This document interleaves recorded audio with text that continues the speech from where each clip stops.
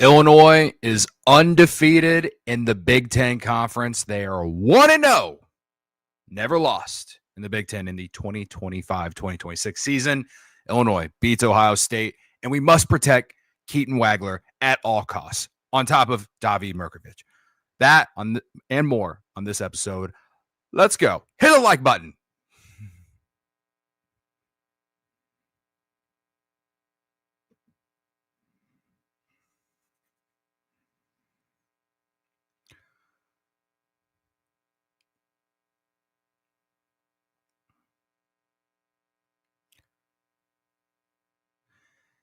This is From Beyond Champaign, episode 12, season 3. I'm Cody. You can follow me on Twitter at Cody_Illini, and obviously here on YouTube.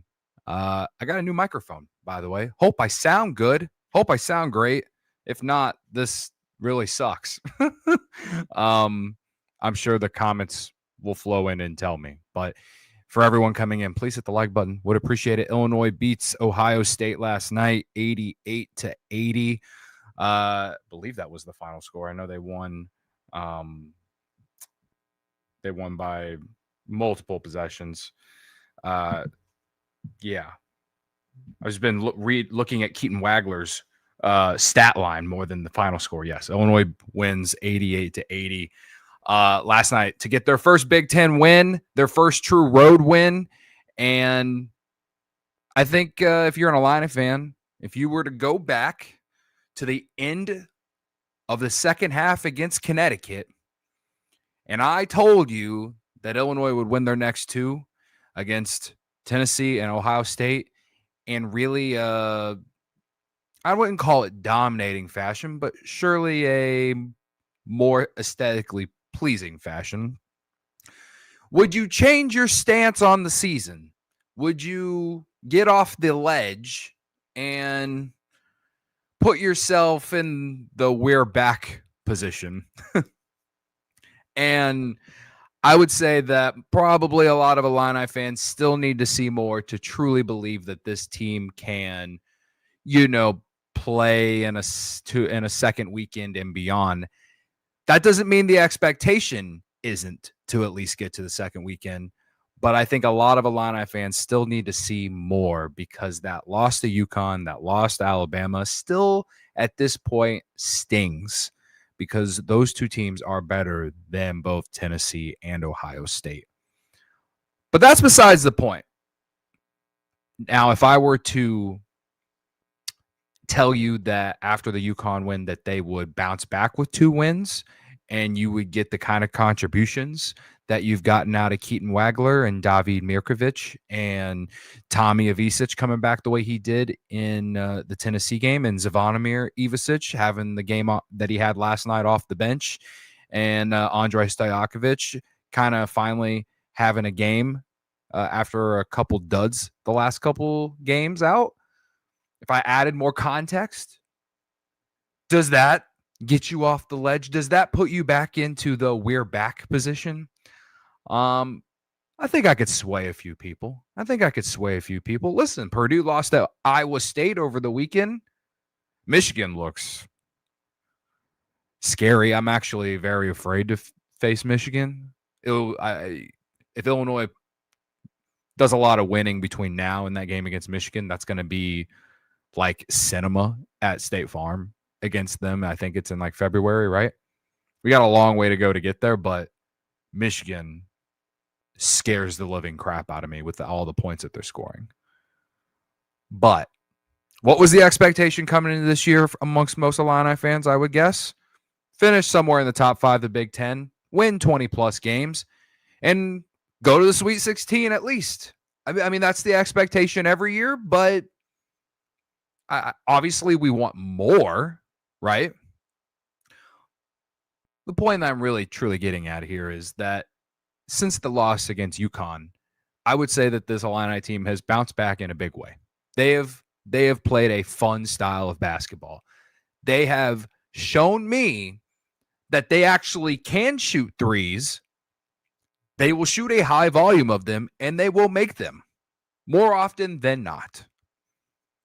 This is a much better, efficient Illini team.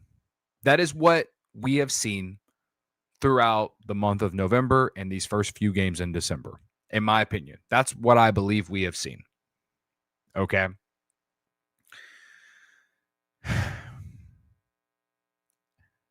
Overall, I'm pleased with what we got in Columbus last night. First half was a really fun game to watch. If you were a casual viewer, you enjoyed that first half. If you're a casual viewer and you made it through the second half, more power to you. You're probably not a casual viewer. You're actually probably becoming a fan of college basketball. And unfortunately, the parts the parts of college basketball that can be very frustrating at times is when the guys in stripes decide to make the game about themselves. A ton of free throws in the second half because both teams got in the bonus with like 12 minutes to go. Let me just guess who one of the referees was. Is that one guy who runs down the court doing high knees? Jeffrey Anderson? Nah, not at all. Despite it, Illinois wins. Whatever. I'm telling you, man, it is death, taxes, and Big Ten refs. Like, they are just year in and year out. They are the worst. The absolute worst. That was such a great first half. If you're just a casual basketball viewer, if you like hoops, if you like watching dudes do cardio, run up and down a court, shoot a ball into a basket, some fun finishes at the basket, some fun passing, really good crisp basketball. Like, if you're into that, you enjoyed the first half. What, 88 points? Was it 48-42? 50 points in the first half.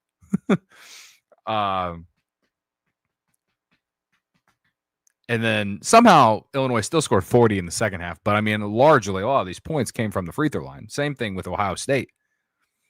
First half, Illinois couldn't guard Bruce Thornton.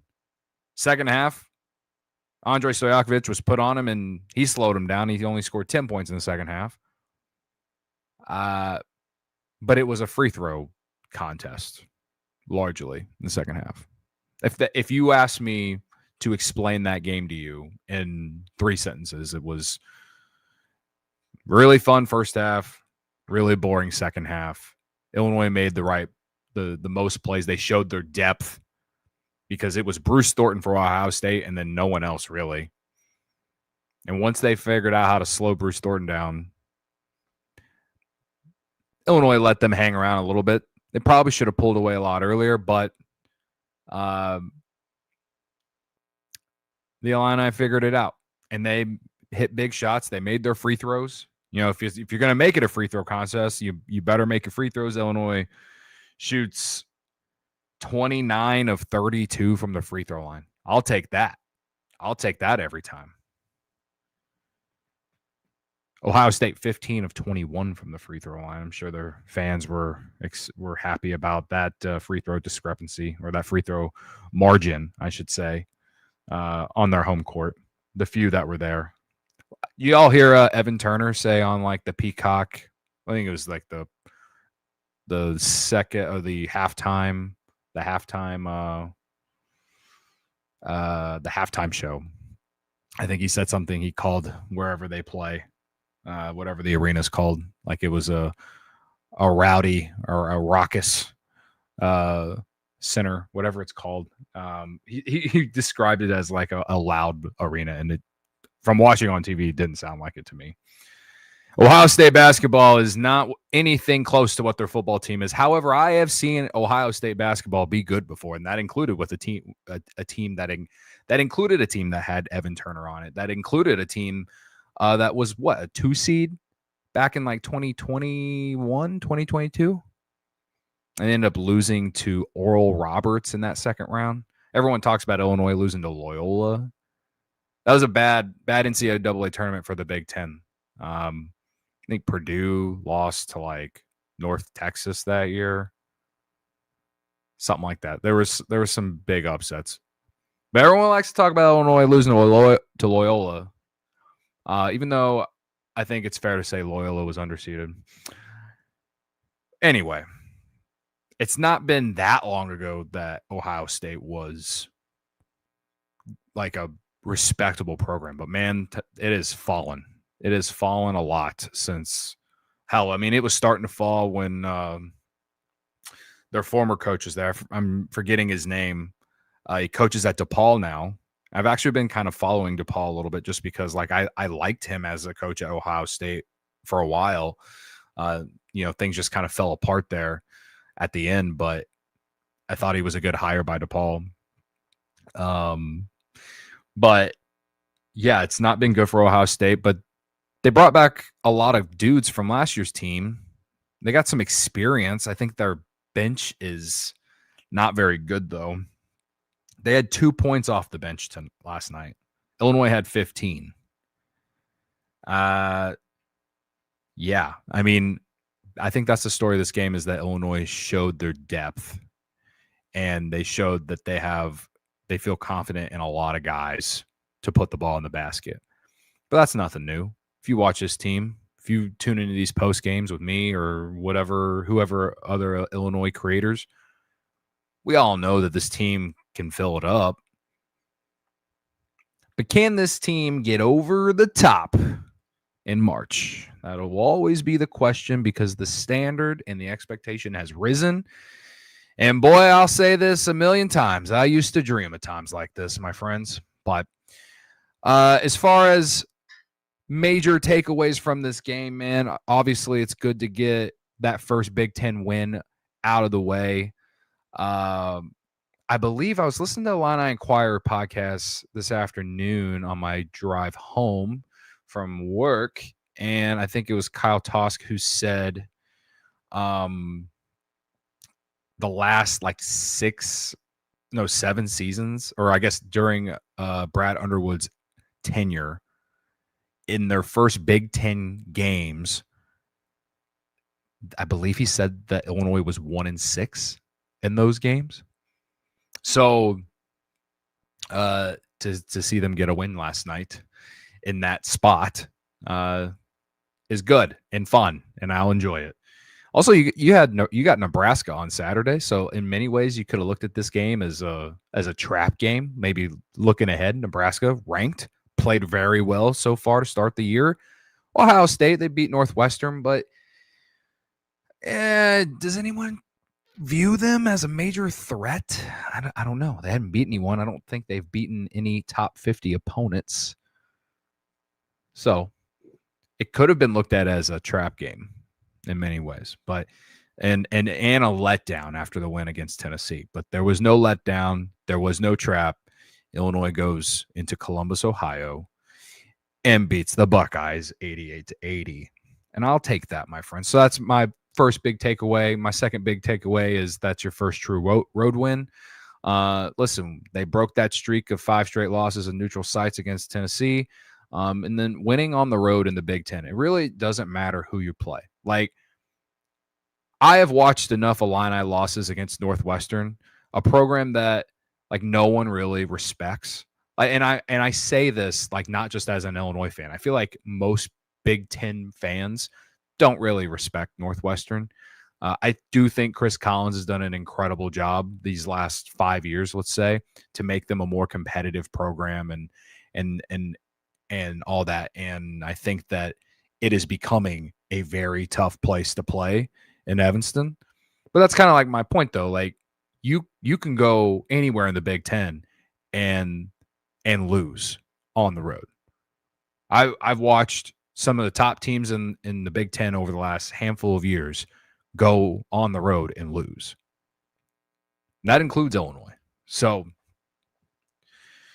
I'm not saying that we should take this win as some massive sign or anything, but I am saying that winning a road game in the Big Ten is important. So, yeah, that's my second big takeaway. My third big takeaway, and it's also a segue into my next segment, Keaton Wagler. We must protect him at all costs. Keaton Wagler, man, this guy wasn't a top 100 prospect, dude. He got 2 high major offers, Illinois and Minnesota.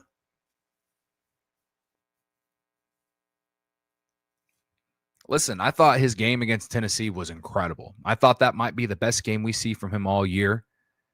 I wasn't fully convinced that, he was going to be a major piece with this team, especially once Mihajlo Petrovic came back.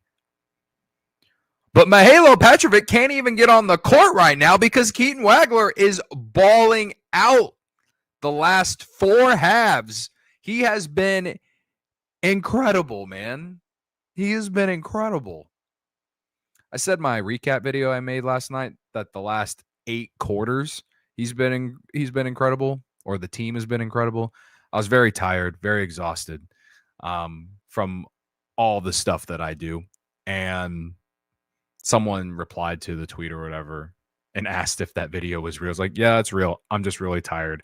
But I do look at each half, like the first 10 minutes, the last 10 minutes. I 10 minutes per half. I look at him. I look at them like quarters. But hand up, I was wrong. Yes, they play halves. Sorry. Perhaps because of all the fouls, maybe they should shift to quarters. I think that's a good idea. I mean, they do it in women's college hoops. They play quarters, I believe, right? So anyway, sorry for shifting off there, but Keaton Wagler,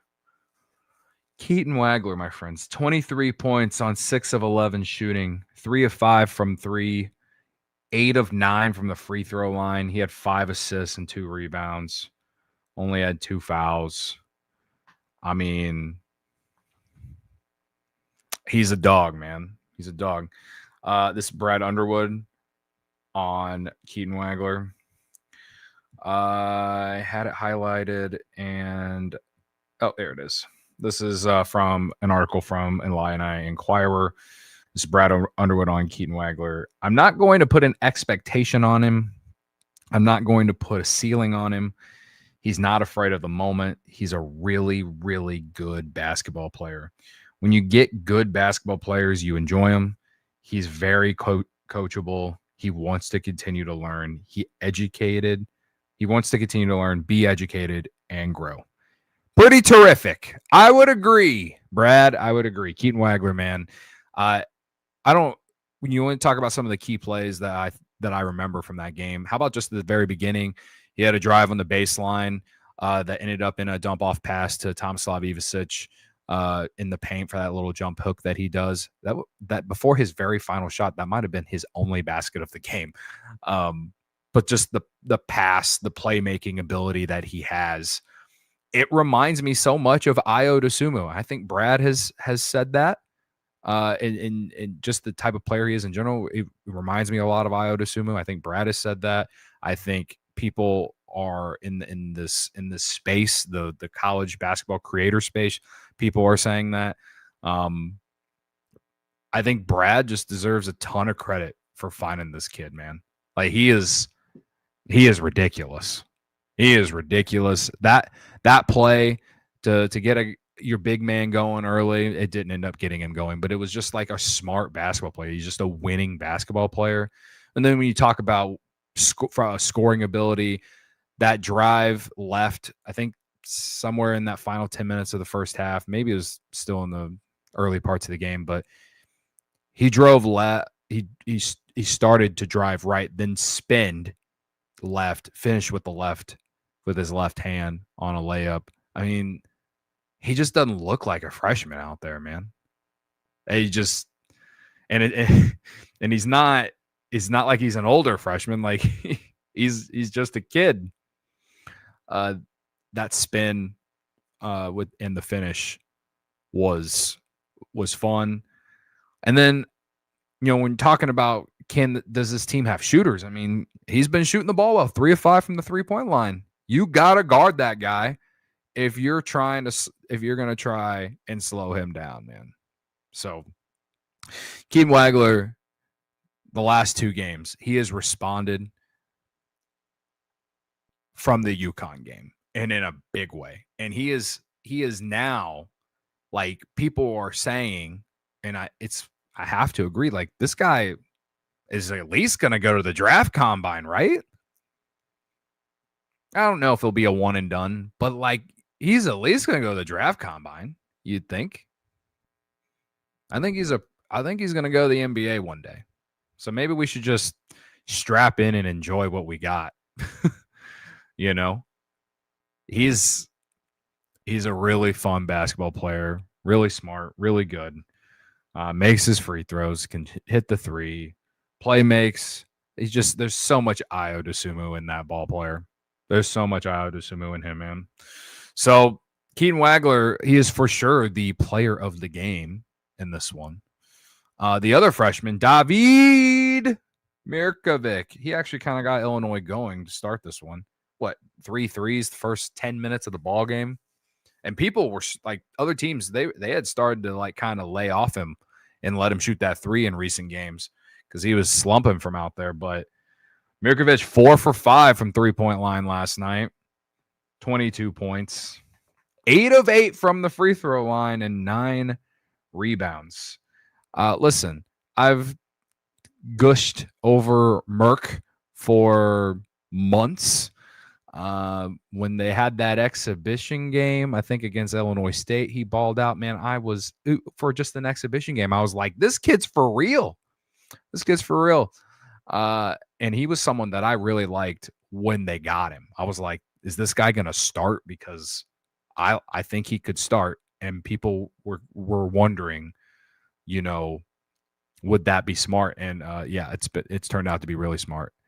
Brad has emphasized how special the freshmen that he's brought in are, and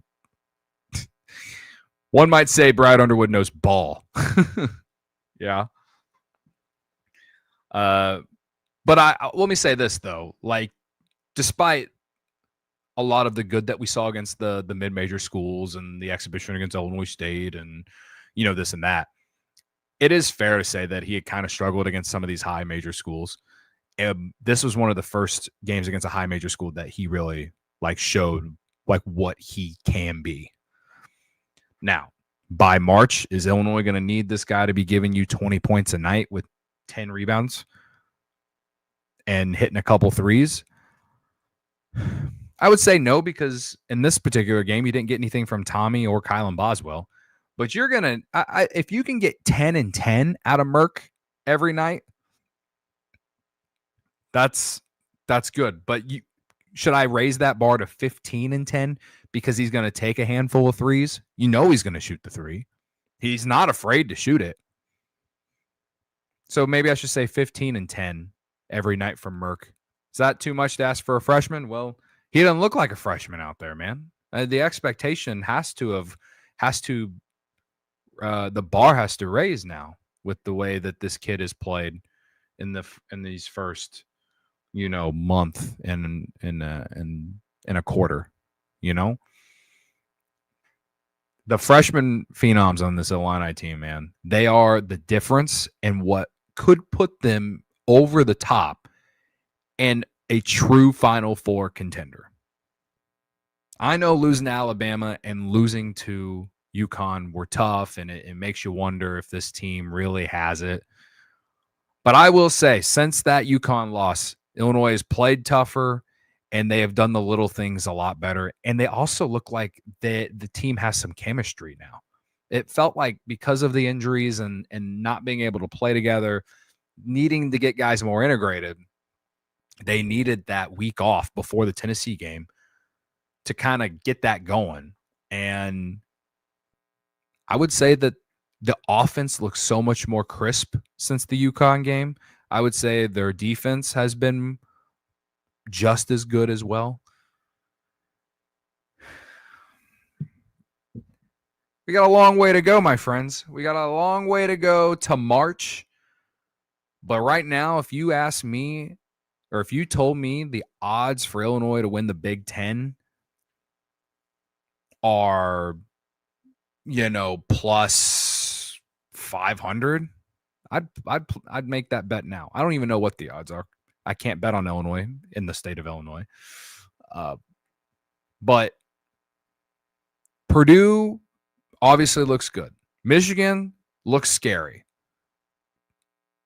But I'm not afraid of those teams as an Illini fan. I think Illinois can compete with those teams, and they've shown that the last 2 days. So they need to get healthy. And the thing is, too, is there's still some improvements that this team can make and needs to make. Suicides for this particular game. Remember the UConn game? I gave suicides to the Ivisic brothers and Keaton Wagler. They have responded since then. I think the number one guy who deserves suicides, and I don't know how many suicides, but let's just say 5. Give us 5 suicides, is Mirkovic Petrovic. Because on one hand, I can say, well, Keaton Wagler's playing so well that Brad can't take him off the court.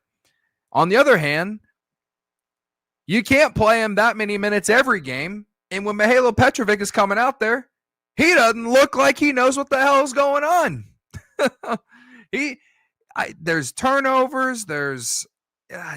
He just doesn't look integrated with this Illinois team at all. I don't know if he just needs more playing time. Is this like a Will Riley thing last year where he really struggled in the non-conference, but once January hits, he's going to hit his stride?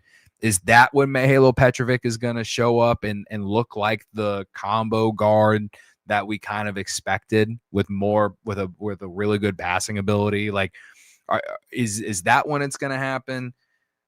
I mean, it's hard to be mad at him in this one because I don't even know if he played more than 3 minutes, 4 minutes. The box score I'm looking at doesn't have the minutes down on it, of course. But right now, like his last 2 games, I'm just kind of like, I expect more. So he's running suicides. And that's it.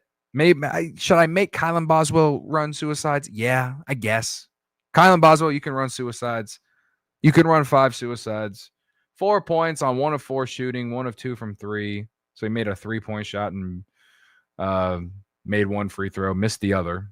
4 rebounds and an assist. 4 fouls. Like, this was just a nothing burger from Kylan. And then Illinois, it got a little dicey there in the final minute. Andrej Stojakovic turns the ball over on the inbounds. I think before that is when Kylan, they ran a play. They ran the clock, and then he ended up taking a long 3-pointer instead of, driving to the basket. And after he missed, Ohio State went down and scored. I think at that point they got to a 3-point game. I think Ohio State calls a timeout, and the camera flashes right at Brad Underwood. And he's screaming at Kylan Boswell saying, "Bam! Drive the fucking ball." And it's like, yes. Thank you, Brad. Like, yes.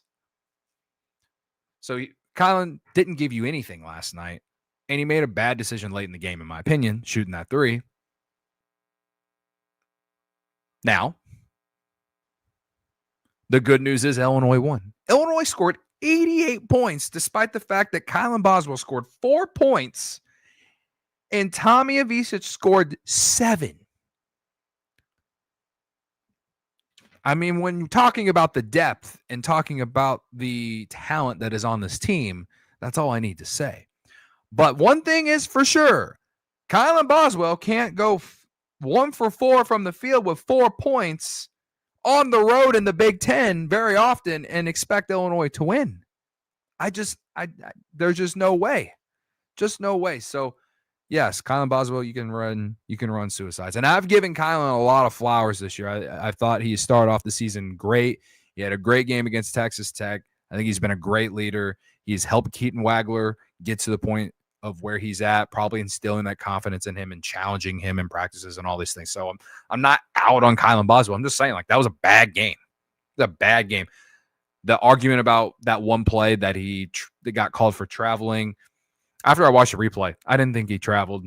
So that was a bad call. Maybe he should have had a basket there. Whatever. It honestly, getting called for traveling there just was kind of the icing on the cake for the kind of night that he had. Getting in foul trouble, not really contributing much of anything in this game at all, in my opinion. And also, Bruce Thornton had 34 points. And to start the game, Kylan Boswell was on him, and he was getting cooked by him. They put Andrej Stojakovic on him in the second half, slowed him down. Credit to Andrej Stojakovic. But the standard for me with Kylan Boswell is so much higher than so many guys on this team, because I think that this team goes as he goes. If he plays like this against Michigan or Purdue, Illinois is not winning the game. So thank God you played Ohio State. And I'm looking forward to watching him have a much better game against Nebraska. So, so Kylan and Mahalo, y'all are running suicides. Players of the game for me, for sure, Keaton Wagler, David Mirkovic. And I haven't really talked about Andrej Stojakovic. 17 points. I tweeted last night before the game. It felt like a game he was going to break out. He started the game, being aggressive, getting downhill, hitting a couple layups, getting to the free throw line. He went to the free throw line 7 times. Well, not 7 times. He made 7 free throws. Sorry. So he's 7 for 7 from the free throw line, 5 of 10 from the field, 4 rebounds. And again, I thought he was a key defensively in the second half on Bruce Thornton. So a bounce back game for him, a strong game from him. And I still think that he is going to be one of those key pieces once this team plays more games together and you get into the grittiness of the Big Ten season and you need someone to drive to the basket and make a tough shot. Force the issue, as one can say, right? All right. I'm not going to make Tommy Ivisic shoot or do suicides. He did hit what I would believe would be the dagger of that game against Ohio State, but 7 points, 2 rebounds, just 1 of 6 from 3, and some of those threes were just not even close. His brother was awesome though, 13 points, 4 of 6 from the field, 2 of 4 from 3, and he went 3 of 4 from the free throw line and 8 rebounds. And the big thing is that Tommy had a tough night, but you know what? Big Z comes in there when Tommy's on the bench and basically gives you exactly what you need from someone in that position. So just imagine when both guys are going well, like they both were against Tennessee, like it makes you dream a little bit about the ceiling of this Illini team. When you got both those guys going, you got Keaton Wagler being an absolute stud. You get Kylan giving what Kylan normally gives you, Andrej doing his thing, right? If they can just get Mahalo Petrovic going, and if Ben Humrickhouse can just hit a couple shots. I think the last 2 games, Ben Humrickhouse has been key defensively, but like he hasn't done a lot of scoring, which is fine, but they need him to be a 3-point threat, Like this is, you can get real delulu about this Illinois team when you think about how like the roles of all these players. But the Ivisics are so important to this team's success in many ways. And if you get one of them playing well, it kind of negates if the other one plays bad. Against UConn, they were both terrible, and that is why they lost by 13. They were both great against Tennessee, and one of them was good against Ohio State. You win by 8. So this team is fun, and I am excited. I am excited, my friends. It is December 10th, and I am excited about Illinois basketball. Death and taxes are also the other things. All right, so they got Nebraska coming up on Saturday. I think a 3 p.m. first tip. I'm thinking I might do a watch along. I think I might do a watch along here on the channel. I think I might. We'll see. I don't currently have anything planned. I spent last weekend in Nashville, so I kind of need the weekend to kind of reset. Maybe just hang out, watch some college basketball with you guys here. I might do that. We might. But either way, planning on doing another post game Saturday after the game. TBD on it for sure, but planning. So hit the subscribe button, hit the like button here on YouTube. I would appreciate that. If you're new here, if you are consistently here, I appreciate you. Follow me on Twitter at Cody_Illini. Having a lot of fun talking Illini hoops and enjoying this early part of the season. Big game against Nebraska. Big game. And Fred Hoiberg, I wouldn't say he's had Brad Underwood's number, but of late, a lot of those games against Nebraska have been close. I haven't watched a lick of Nebraska yet this year.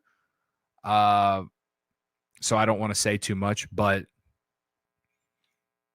all I know is you're going to be at home on your back at State Farm. You need to win that game. If you plan on winning the Big Ten, you got to win that game. You basically got to win all your home games, in my opinion. If you're gonna try and win the Big Ten, you need to win all your home games. So anyone can say that, but I'm just emphasizing it. I wouldn't say it would be a bad loss if they lost to Nebraska, considering they're a ranked school right now, and they've played really well early on based off just looking at box scores and stuff. But you can't sleep on them. You cannot sleep on them. So you got a couple days here to prepare and rest. And my biggest thing going into that game is to find a way to get Mihajlo Petrovic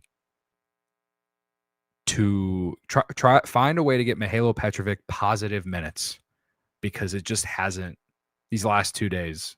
It has not been there. Or last 2 games, not days. It has not been there for Mihajlo Petrovic the last 2 games, and they are going to need him to be a factor. They're going to need him to be a factor if this team really is going to be a deep team in March. So that's my ask. Illinois 1-0 in the Big Ten. Illinois 1-0 in true road games. Quad 1 victory. We'll take that. That's good for the tournament resume. Man, let's go, man. All right. Hit the like button. Subscribe to the podcast. Audio, if you want to subscribe on audio, the link is in the description. I appreciate it. All right. I will see you all on Saturday. I appreciate it. Subscribe. And ILL, my friends.